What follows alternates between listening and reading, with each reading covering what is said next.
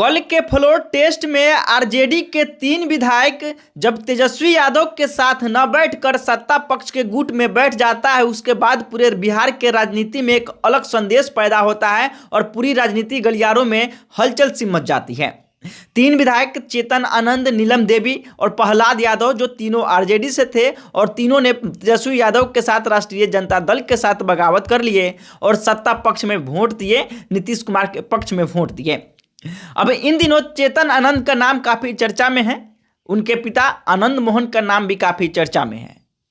चेतन आनंद ने एक मीडिया में इंटरव्यू देने के दौरान उन्होंने कहा कि अभी हम जेडीयू और बीजेपी के साथ हैं और आगे हमारा इसी में फ्यूचर है।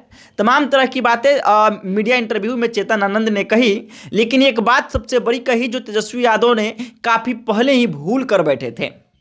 ठाकुर का कुआं एपिसोड जब मनोज झा के द्वारा राज्यसभा में कही गई थी, तब उसी समय आनंद मोहन तेजस्वी यादव और लालू यादव से मिलने गए थे। तब वहां पर मिलने से इनकार कर दिया गया और वहीं पर तेजस्वी यादव यह सबसे राजनीति बड़ी भूल कर बैठे और अपने आप को सरकार के पक्ष से बेदखल कर लिए।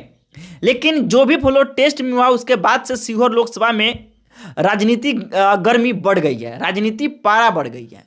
ऐसा इसलिए क्योंकि जब आनंद मोहन जेल से रिहा हुए थे, आपको पता है कि आनंद मोहन को जेल से निकालने के लिए नीतीश कुमार नियम में संशोधन कर दिए थे, कानून में संशोधन कर दिए थे। तो उस एहसान का बदला भी चेतन आनंद ने यहाँ पर चुकाया है, नीतीश कुमार को एहसान करके, नीतीश कुमार के पक्ष में वोट करके। तो यहाँ सीहोर लोकसभा में राजनीति हलचल इसलिए बढ़ी है क्योंकि आने वाला है लोकसभा चुनाव और चेतन आनंद ने साफ कह दिया कि अभी हम एनडीए के साथ हैं, जेडीयू और बीजेपी के साथ हैं। तो आनंद मोहन की मांग हमेशा से होती रही है। जब आनंद मोहन जेल से निकले थे तो सीहोर लोकसभा के प्रत्याशी बनाए जाने के लिए उनके समर्थक खूब कोस रहे थे और खूब जोर लगा रहे थे, काफ़ी चर्चा में भी था। तो अब यह क्लियर होता नजर आ रहा है कि आनंद मोहन से लोकसभा चुनाव 2024 में सीहोर से प्रत्याशी हो सकते हैं, जेडीयू से हो या बीजेपी से हो। लेकिन अब देखना यह होगा कि सीहोर लोकसभा किस खाते में जाता है, नीतीश कुमार के खाते में जाता है या सम्राट चौधरी के खाते में जाता है, यानी कि एनडीए जेडीयू और बीजेपी। तो अगर दोनों के जेडीयू के खाते में जाते हैं, अगर आनंद मोहन जेडीयू ज्वाइन करते हैं तो यहाँ से प्रत्याशी 100% उनको माना जा सकता है क्योंकि उनके समर्थक काफ़ी है और सीहोर विधानसभा से उनके बेटे चेतन आनंद विधायक भी है। अगर बीजेपी में जाते हैं तो इधर वो भी तय हो जाएगा और यहाँ से तय हो जाएगा कि आनंद मोहन को सीहोर लोकसभा से प्रत्याशी बनाया जा रहा है। इसीलिए सीट चेंज हुआ विधानसभा में और राजनीति पारा बढ़ गई सीहोर लोकसभा में। बाकी कई तरह के जो प्रत्याशी होने का अपने आप को दावा कर रहे हैं, उन सभी का समीकरण एकदम बिगड़ा हुआ नजर भी आ रहा है। बाकी अपना राय भी लिखिए कि सीहोर लोकसभा से आनंद मोहन को प्रत्याशी बनाना चाहिए या नहीं बनाना चाहिए। अगर पार्टी ज्वाइन करना है आरजेडी के, उनके बेटे बेदखल करके अपने जेडीयू में या बीजेपी में एनडीए के पक्ष में वोट किया, तो आनंद मोहन कौन सी पार्टी ज्वाइन कर सकते हैं?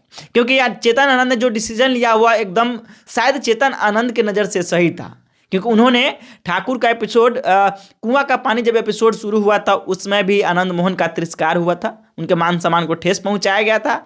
और इस टाइम जब चेतन आनंद को एक अहम बैठक कहकर तेजस्वी यादव के आवास पर जब बंधक बनाया गया था, यह भी उनके मान सम्मान के साथ खिलवाड़ हुआ था। तो चेतन आनंद ने ठान लिया था कि हम तेजस्वी यादव को सबक सिखाएंगे और उन्होंने फेसबुक पर एक ट्वीट भी लिखा कि ठाकुर के कुआं में बहुत पानी है, सबको पिलाना है।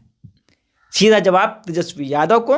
और उन दिनों से चेतन आनंद ने जोर दिया जब अशोक झा ने राज्यसभा में ठाकुर का कुआं और पानी वाला तमाम तरह के एपिसोड सुनाए थे, वो कविता कह दिए थे, तभी राजनीति गलियारों में हलचल मच गई थी।